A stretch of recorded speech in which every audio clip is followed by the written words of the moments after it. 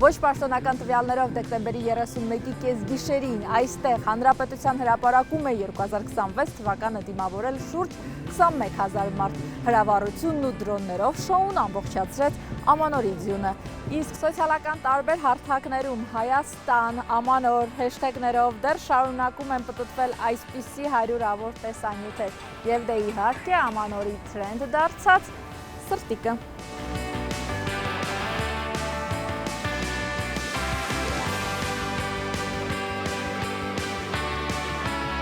Ես Ռուսաստանում եմ դիմավորել նոր տարին,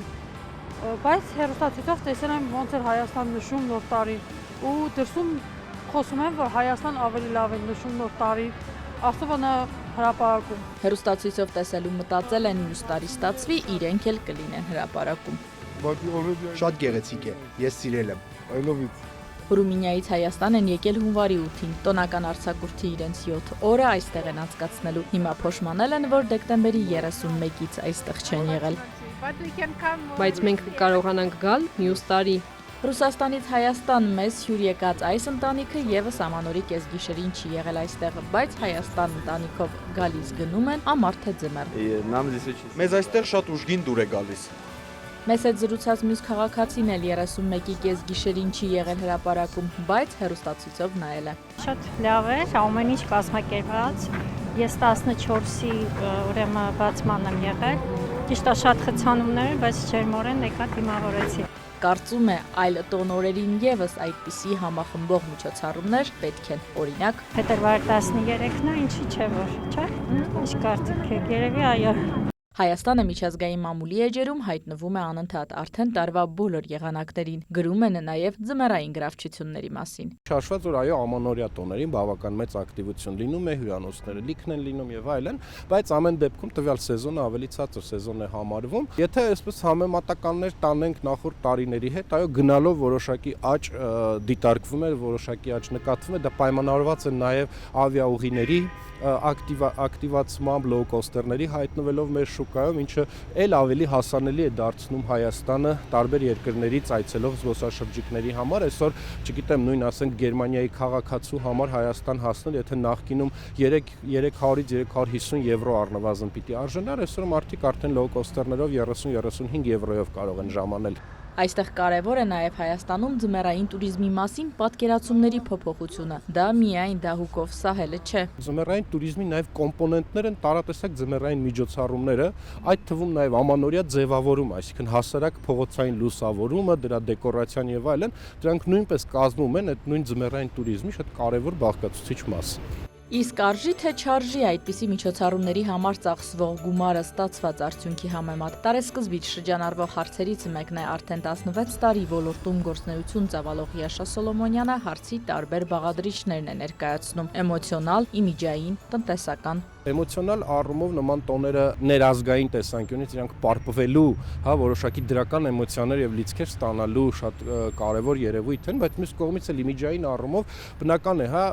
մարդիկ երբ որ ճամփորդում են ինչ-որ տեղ, նրանք ցանկանում են ինչ-որ հետաքրքիր միջոցառում, նրանք ցանկանում են ինչ-որ հետաքրքիր էմոցիաներ։ Իսկ տնտեսական առումով օրինակ այս տարվա Ամանորի գիշերվա միջոցառումն ու առհասարակ տարբեր քաղաքների զարդարանքները նաև ներդրում են մյուս տարվա հոսքը ապահովելու համար։ Այն կադրերը, որոնք այսօր շրջանառվում են սոցիալական ցանցերում, այն մարդիկ, ովքեր ներկա են գտնվել Ամանորյա տոներին Երևանում, իրենք պատմում են Երևանի մասին, իրենք պատմում են Հայաստանի մասին։ Ես չեմ ուզում առանձնացնել Երևանը, այս տարի բավական գեղեցիկ էր ձևավորված նույն Ապարան քաղաքը, շատ գեղեցիկ էր Գորիսը,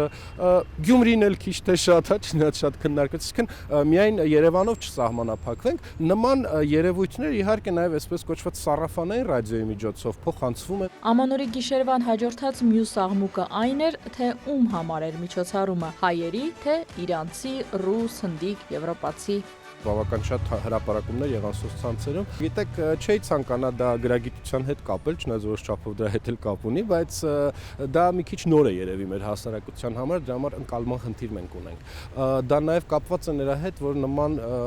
գրառումներ եւ աղմուկ անող մարդիկ միգուցե չեն ճամփորդում եւ չեն պատկերացնում, որ օրինակ նույն Վիեննայի գլխավոր հրապարակում, չգիտեմ, Փարիզի Էյֆելյան աշտարակի մոտ նման տոնակատարությունների ժամանակ հազվադեպ է հանդիպում ֆրանսիացու կամ ասենք չգիտեմ, նույն Վիեննայում ավստրիացու, որովհետև դա այնքան բնական եւ տրամաբանական է, որ օրինակ նույն Հայաստանի քաղաքացին ամանորյա տոներին ընտանիքով մեկնել է մեկ այլ տեղ, կամ եթե չի էլ մեկնել, դա ընտանեկան տոն է, բոլորը իրենց ընտանիքների հետ են։ Իսկ նման հրապարակները ամբողջ աշխարհում, այո, մասամբ նախատեսված են տեղացիների համար, բայց մեծամասամբ այնտեղ միշտ լինում են զբոսաշրջիկներ։ Վստահաբար մի քանի տարի անց ամեն ինչ տեղը կընկնի, մարդիկ վերջապես կհասկանան, որ դա ոչ թե ինչ-որ արտառոց երևույթ է, նորմալ է։ Դա նորմալ է ամբողջ աշխարհում եւ նորմալ պիտի դիտարկվի նաեւ Հայաստանում։ Իսկ Հայաստան այսօր ավելի շատ գալիս են Ռուսաստանից, Իրանից, Ֆրանսիայից, Գերմանիայից, հիմա ակտիվացել է նաև չինացի զբոսաշրջիկների հոսքը։ Եվ այսօր միայն մայրաքաղաքը չէ, որ զբոսաշրջիկների նախընտրելի ուղղությունն է։ Հիաշան օրինակ ընտանիքի հետ ամանորը դիմավորել է Սյունիքում, այնտեղ ամանորին մեծ թվով զբոսաշրջիկներ են եղել։ Այնտեղ տեսնել մեծ ավտոբուսներով ժամանող զբոսաշրջիկներ, հիմնականում Չինաստանից, իհարկե դա շատ ոգևորող էր, որ մարդիկ ոչ եկել են ոչ միայն մայրաքաղաքը, կենտրոնական մասերը, հա, երկրի ուսումնասիրել, նաև այս ձմեռային ճանապարհով գնում հասնում են Սյունիք, Գորիս, Տաթև եւ այլն։ Անձամբ Հիաշան ու իր թիմը ամանորի օրերին Ռուսաստանից են զբոսաշրջիկներ ունեցել, հունվարին էլ խմբերի են սպասում Գերմանիայից։ Միջոցառումներով հիացած են եղել տուրիստները, բայց բողոքներ էլ են ունեցել, արդարացի։ Օրինակ մեր հյուրերից մենք ստացել ենք մեկնաբանություն, օրինակ չգիտեմ Երևանի փողոցները, անգամ որոշ կենտրոնական փողոցներ այսօրվա դրությամբ էլ սառցածածկ են եւ դժվարացնում են հետիոտների քայլելը, ինչը այսպես նուրբ ասած չի սազում։ Մեզ չի սազում, մեր քաղաքին չի սազում այն տոնակատարությունների մակարդակին, որին մենք նախապատրաստվել էինք, հա։ Եվ իհարկե նաեւ որոշ ծառայությունների հասանելիությունը նոր տարվա տոներին, հա, այսինքն ցանկալի կլինի, որ ավելի շատ քանակով ռեստորաններ սպասարկեն գիշերը հյուրերին։ Մինչև այս Հայաստանի համար չգերազանցված բում 2019 թվականն էր, հետո կտրուկ անկում էր, Covid, պատերազմ, ինչ փուլում ենք 2025-ին, զբոսաշրջիկների թե քանակական, թե որակական առումով։ Կարծես թե 2023 թվականին համաձայն վիճակագրական տվյալների զբոսաշրջիկների այցի քանակը մեզ մոտ գերազանցեց 2019-ի տվյալները, բայց մեկ այլ հարց է քանակական աճը, լրիվ այլ հարց է որակական աճը զբոսաշրջիկների եւ համաձայն մեր գործընկերների հետ ունեցած զրույցների դեռևս նախորդ տարվա ընթացքում եկանք այն եզրահանգման, որ 2025 թվականին արդեն շահութաբերության տեսանկյունից մեզ մոտ զբոսաշրջությունը վերջապես քիչ թե շատ եկավ հասավ 2019-ի մակարդակին եւ իմ ուսումնասիրությունները համենայն դեպս իմ կազմակերպության ուսումնասիրությունները ցույց են տալիս, որ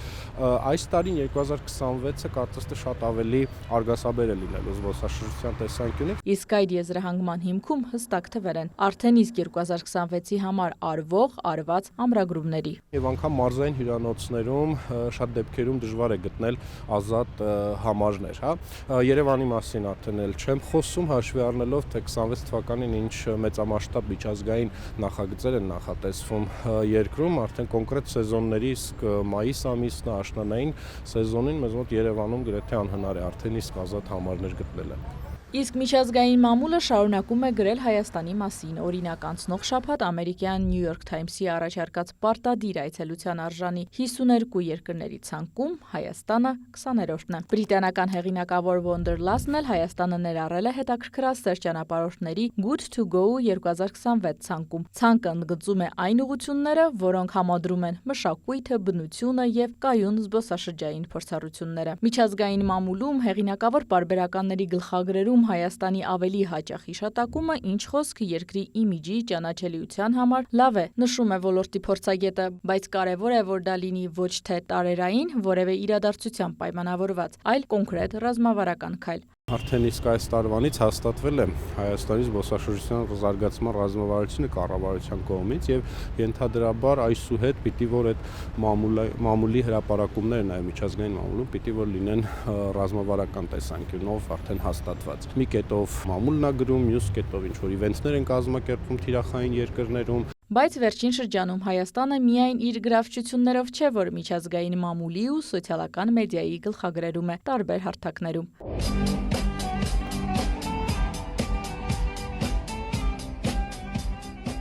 Իսկ տարեվերջին BBC-ի էջերում էր Հայաստանի վարչապետը երաժշտական բարի լույսի մաղթանքով ու սրտիկով Երևանից Բերլին, Աստանայից Սանկտ Պետերբուրգ։ Իրինա Մկրտչյան, Սերյան Անտոնյան, Արտակ Գևորգյան եւ Դավիթ Դանիելյան, Կիրակնորյա լուրեր։